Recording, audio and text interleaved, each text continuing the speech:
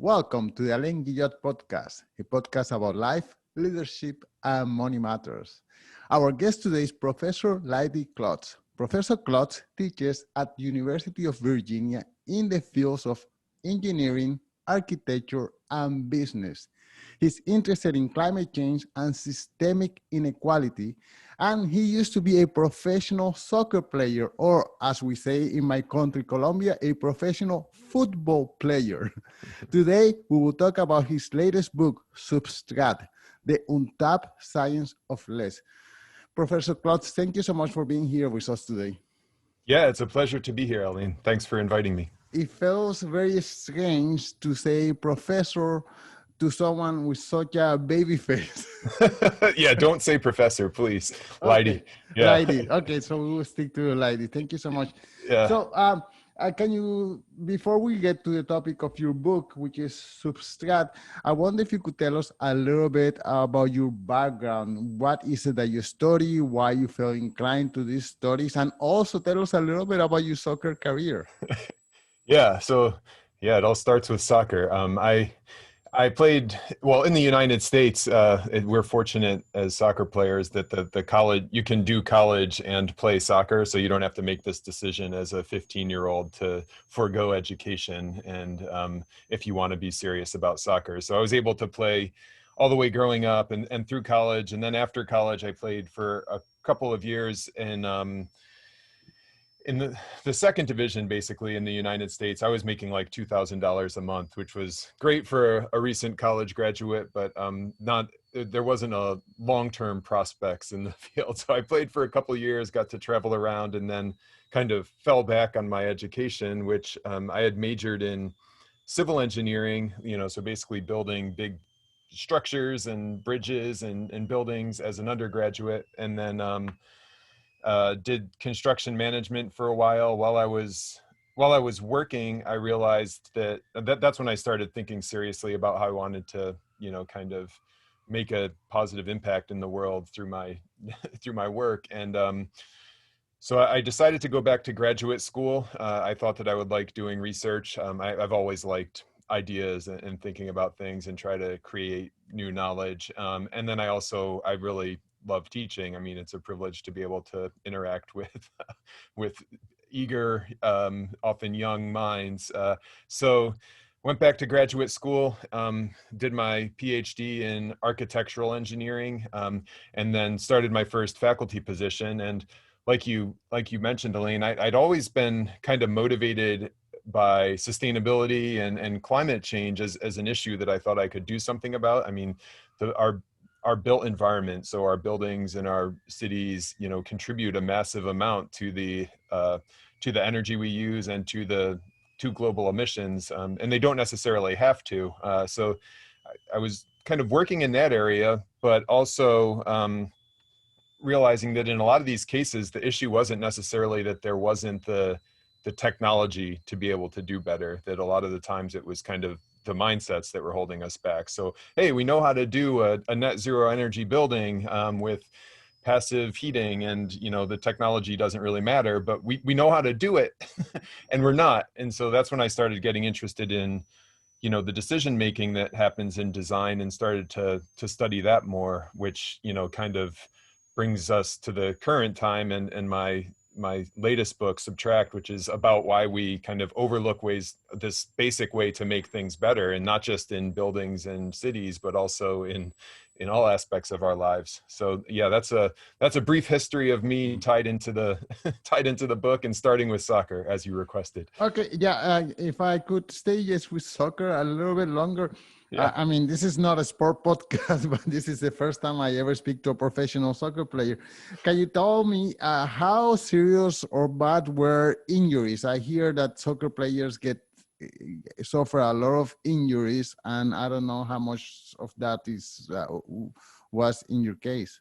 Yeah, I would say that the benefits far outweighed any costs as far as injuries. I mean, I think, you mentioned my baby face, and part of that is because of this kind of lifelong devotion to being, fit and in shape, that I think, soccer really forced me to nurture, because, it forced you to be in shape to be able to be good at soccer. And then after I was done playing soccer, I was like, oh, this is good for my thinking and for my life in general. But there were injuries. I mean, I think if I come in closer, you can probably see some scars on my head here and on my nose. So Wow. lots of Okay. stitches in my face from headers. And I had a broken leg at one point. That was actually, as a professional, I had a broken leg, and it caused me to miss a bunch of time. So it's less the physical pain from the injuries and more the emotional pain, because you work so hard to be able to be in like top performing shape. And for example, when I broke my leg playing professionally, I had finally like worked my way into the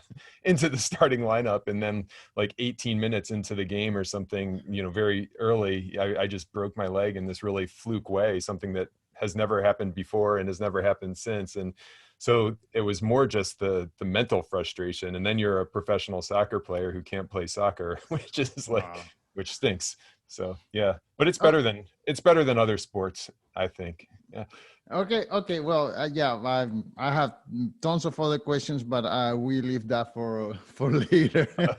Okay, so the topic of less, that's a super important topic, because anytime we want to create change, we always look at things on how we can add this on top of the things that we are already doing, and we hardly ever think of how we can the dot to do less and I still achieve our goal. So can you tell us how is it that you came to this topic in particular? How in your thoughts and work you said, okay, the solution is to subtract? Yeah, and I mean, that's a really nice summary you had there. And one thing is, it's not necessarily a problem that we add. I mean, I think that's a good option for making change in many cases. The problem is that we don't even think to subtract, right? So these are complementary ways to make change, and yet we only are considering one of them. And the genesis of, I'd always been interested in kind of like less minimalism, kind of stripped down designs, some modern designs that you might see in architecture, but I'd never been able to like boil it down to something that we could study until I was actually playing Legos with my son, Ezra, who was 3 at the time. And we were building this Lego bridge. I do have Legos here. I can show you. Got Legos everywhere in our house. So basically, How old is your son? he's 6 now, but he was Okay. 3 at the time. So, well, I don't know. So we had we had Duplo Legos. We had a bridge that was basically like this. So one of the columns was longer than the other column, and I was going to fix this. I turned around to grab blocks to add to this side to fix the shorter columns, and by the time I had done that, my son had like removed the blocks and put the bridge down so that it was level. And so it's the exact same way to make the level bridge. And what was interesting about that was that, this is the thing that I'm interested in, because what happened there was I didn't even consider the option to subtract. It wasn't that I evaluated both options and decided adding was better. I just instinctively went to add, and acted, and would have never considered subtracting if my son hadn't happened upon it. And he's proven to be no better at subtracting than other humans. This was just one of the instances where we play a lot of Legos, and he stumbled upon it in that case. And it's amazing how, so that's the kind of the origin story for over 10,000 hours of research that I did with colleagues, Ben Converse, Gabe Adams, and Andy Hales, they're trained as behavioral scientists. And so we were looking at, okay, this basic thing that happened with me and Ezra playing Legos, we looked at it with different Lego structures, with travel itineraries, with random grids on a computer screen. And what we found, after all this study, was very close to what I experienced in that moment, was that, yeah, people do systematically overlook subtraction as a way to make things better. So, and the reason they do is because they think first to add, and then often just add and move on, and never kind of consider this other basic way to make change. So that's the origin story, and all the way through the research that we did that kind of showed the origin story ended up being pretty close to how it actually happens. Okay, well, you are lucky enough to have colleagues who are behavioral scientists, and you guys think about this kind of things. So, how can we do with less, and how we can alleviate the environment problems and systemic inequality, this, so on and so forth. But the whole US economy and the whole global economy depends on consuming more, on doing more, on adding things. I mean, the amount of advertisement that we do, that we see every day through whatever medium is, summer is coming, get you latest whatever see-through blouse, or the platform shoes, or whatever, to get the new car, get the newest patio uh, wood, or whatever that is. So it's constantly depending on adding, on buying more things. So I feel like you are a little voice speaking against a huge magnaphone, and I wonder how you feel about that. Yeah, I think, I don't know. How do you feel about it? I mean, I think the question, I agree 100%. I mean, I think the question is what to do about it. And I think that as you point out, there are a lot of forces that cause things to happen, right? So there's this basic, insight that we were talking about with the Legos, where people systematically overlook it. But then even if you do think about it, right, you're still battling these other forces, like the economic forces. And I totally agree that, of course, the economic system, especially as we kind of measure things like gross domestic product, for example, right? This is the indicator of how a country is doing, which I think, it's important to measure things, and it's important to think about progress, but that's a very adding focused indicator, right? If you add a prison, gross domestic product goes up. If you add, a bunch of medical expenses, gross domestic product goes up. And those aren't necessarily things that make us happy. And so, I don't know, I think one of the things that's, well, just at a theoretical level, I think the one thing to remind people is, we don't necessarily care about growth, right? We care about progress. At least that's what I care about, right? I mean, we're striving to make things better, and when we conflate kind of progress with growth, that can be a problem. And so I think part of it is like breaking down that connection, but also like changing the indicators too, so that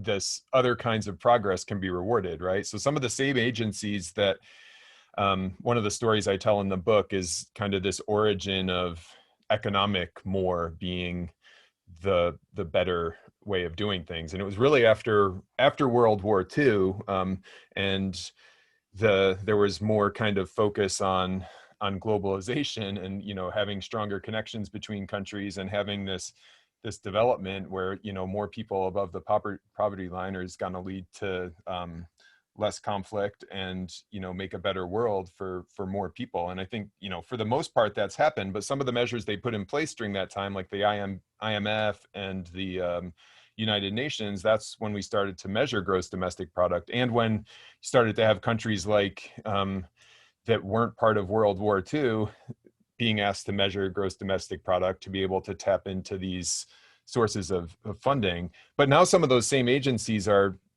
trying to get more focus on metrics like gross national happiness, for example. And again, not a perfect measure, but gross national happiness at least includes like average lifespan, educational levels, and things like that are less blunt indicators of progress. So I mean, I don't have this is something that a lot of people spend a lot of time thinking about. I totally agree that, these kind of economic forces are pulling us towards more, and that, that there's not an easy answer. I do think though that it should be uncontroversial, no matter what people think about the right economic system or whatever. It should be uncontroversial that we want to consider all of our options, right? We want to be able to think about all of the things that are possible. So again, I'm not like advocating that we should subtract in every situation. I'm just pointing out that we systematically overlook it. And I think your life will be better if you think about this basic option more often, and then you can evaluate whether it's the right thing for you. in that situation. Well, the way that I think about it or try to oppose the force of adding more is by changing the carrot. So what I mean is we are always falling trap of the comparison bias. So if my neighbor has a beautiful car, I want to have a beautiful car as well. And through my blog and my podcast, I promote retirement, early retirement, or the FIRE movement, which is financial independence, retirement early.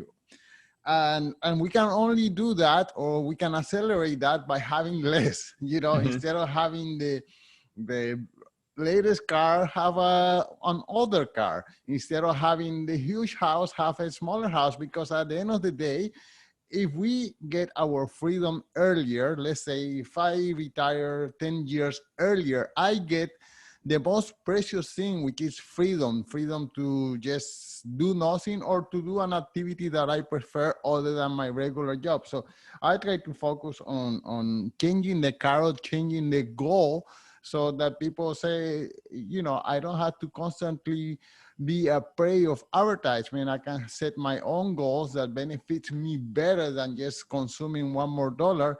And maybe that's the way I try to influence my audience. It's just, we just have different goals.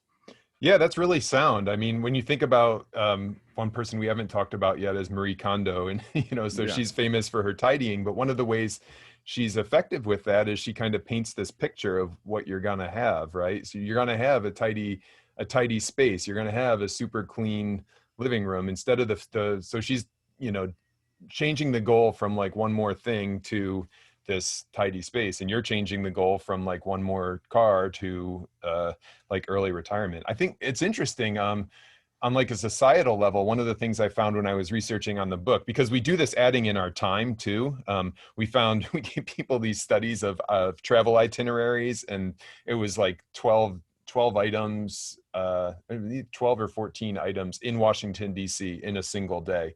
And this is just like this totally unmanageable travel itinerary. And we asked people to change it, and they overwhelmingly added even more to this ridiculously crowded itinerary. And we do it with our calendars too, right? Like we so often, okay, here's this new commitment I'm adding. And we very rarely think about like things that we're already doing that we should take off. But, and now there's like this culture of like busyness is a badge of honor, right? Whereas in some cultures, it's more of a badge of honor, like the amount of leisure you have, right? So you say, oh, that person is super successful. They like just sit on their patio all day. Whereas for somehow it's kind of gotten conflated here, where it's like to be successful, that means that you're only sleeping 4 hours a night and you're, cramming all these things in. So yeah, thinking about those goals, and then thinking about what are your options for getting to them. Wow. There is a character in your book, Leo Robinson, the dog worker, and I found his story and the way that he influenced the political system that he was fighting for against. Anyway, can you tell us a little bit about his story? Yeah, thanks for asking. No one's asked about Leo yet. He's one of my favorite like characters Leo. in the book too. Yeah. So he's this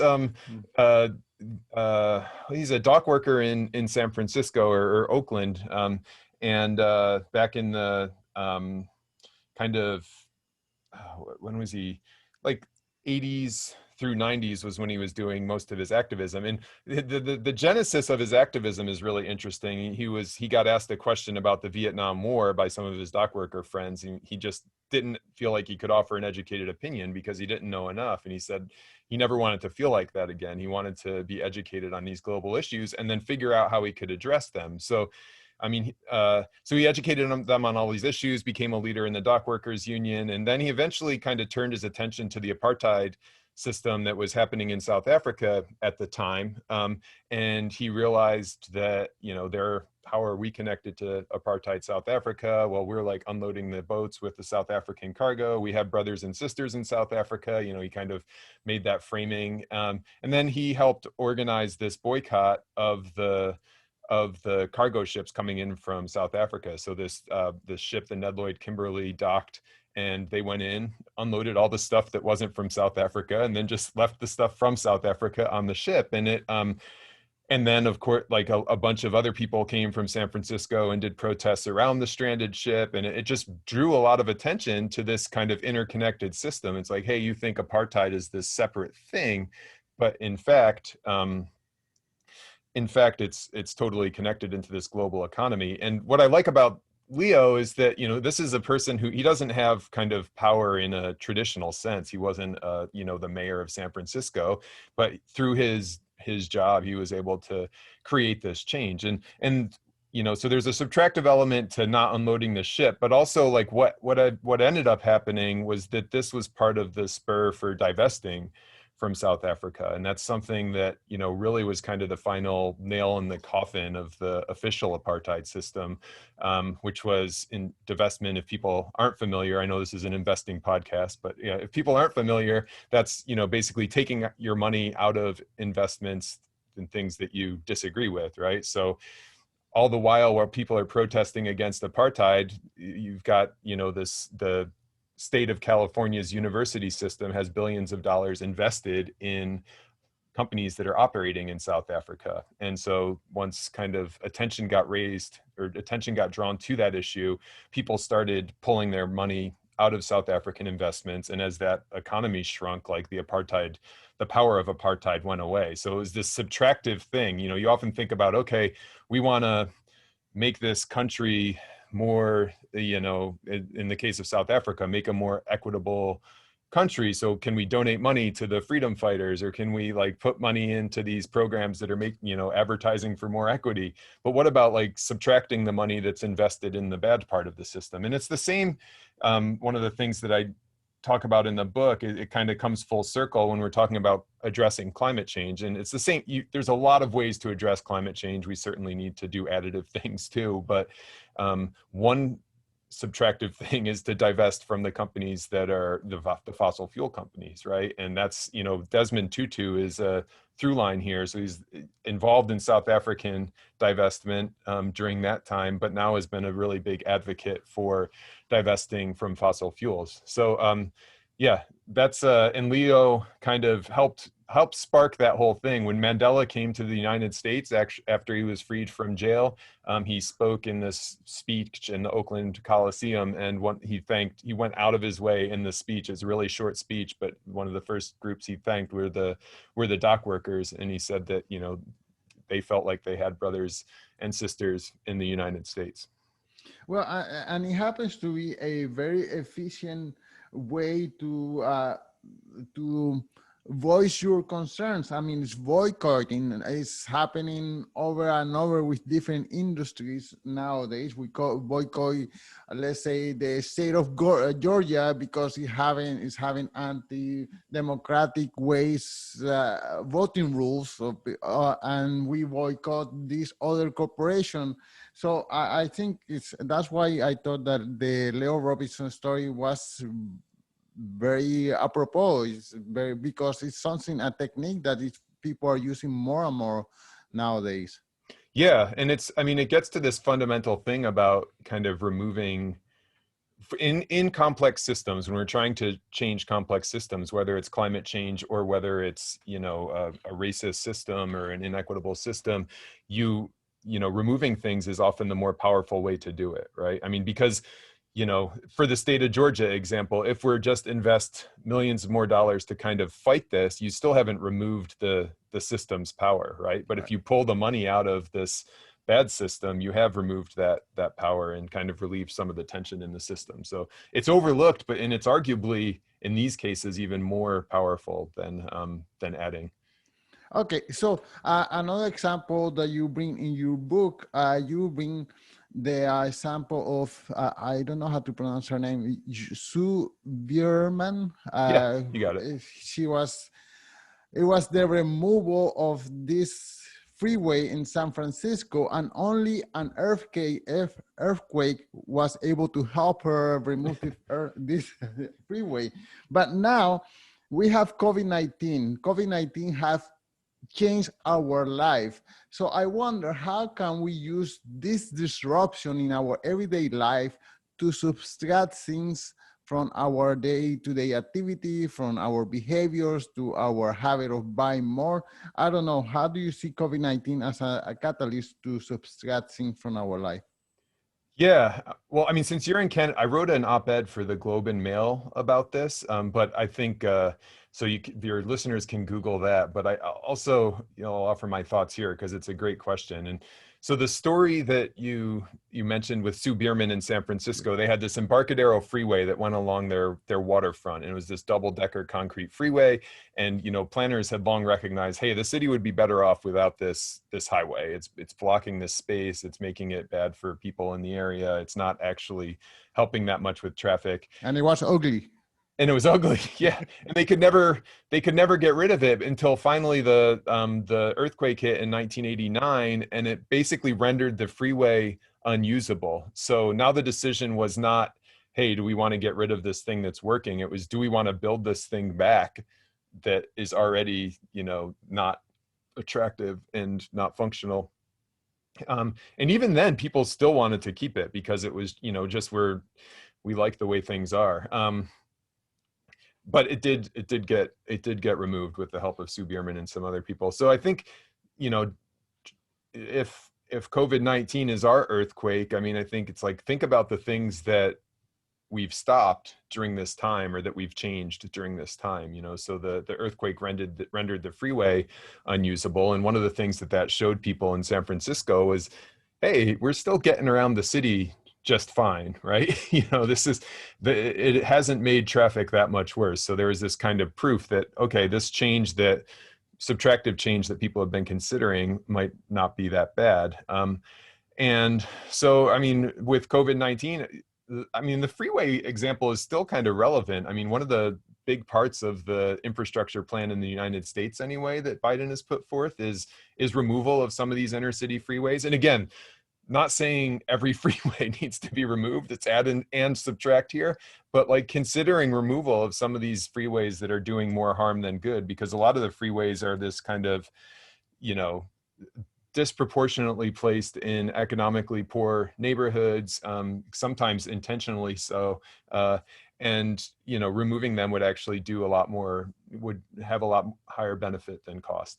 So there's the freeways, but I also think the things that we've been doing, right? I mean, we've seen from the pandemic what kind of travel is actually essential, and I think it's different for everybody, right? As soon as we were able to, we went back to visiting my parents, Ezra's grandparents, but work conferences, I've had a really kind of productive year in terms of meeting people from all over the world on Zoom. And so I think, if we think about what's been helpful in our, or what's changed in our lives, and which things do we want to go back to, and which things do we not want to just like blindly go back to? If we go back to, for me anyway, if I go back to, jetting off to work conferences unthinkingly just to meet kind of two new people when I could have done it more efficiently on Zoom, that's the equivalent of rebuilding the freeway just because that's the way we've always done it. So I think that's keeping the subtractions we like is one thing. And also, like, we've subtracted, and again, a lot of these subtractions have been painful and we want to bring things back as soon as we can, but certainly keeping the mindset that, hey, subtracting is actually a way to make things better, and just, reminding ourselves to consider it. Those are the two ways that I see. I don't know. Do you have specific ones that you've found during the pandemic? Yes, of course. There are millions of people who find out that they are quite happy working from home, and if they can help it, they don't want to go back into the office. And technology has shown us that we can do our work from home, and we can be more effective and productive. And that's, so we don't need to everyone get into our cars at 8:30 in the morning so that we can be at the office at 9 o'clock. We can just do flexible work schedule from our home, and a lot of people prefer that. So that's the major thing, the major subtraction that I can see that was triggered by COVID-19. Yeah. Yep. Totally. I agree. Okay, well, I'm not going to hold you any longer. I wonder if you could tell us one more time the title of the book and where can the listeners follow you and see what are you up to? Okay, yeah, I'm easy to Google, so just my name, Leidy Klotz, and but I'm on Twitter at Leidy Klotz, and then the name of the book is Subtract, the Untapped Science of Less, and you can get it wherever you buy books, and it's available Kindle, hard copy, audiobook, so whatever, however you like. Leidy Klotz, thank you so much for your time. Thank you, Alain. Great to be here.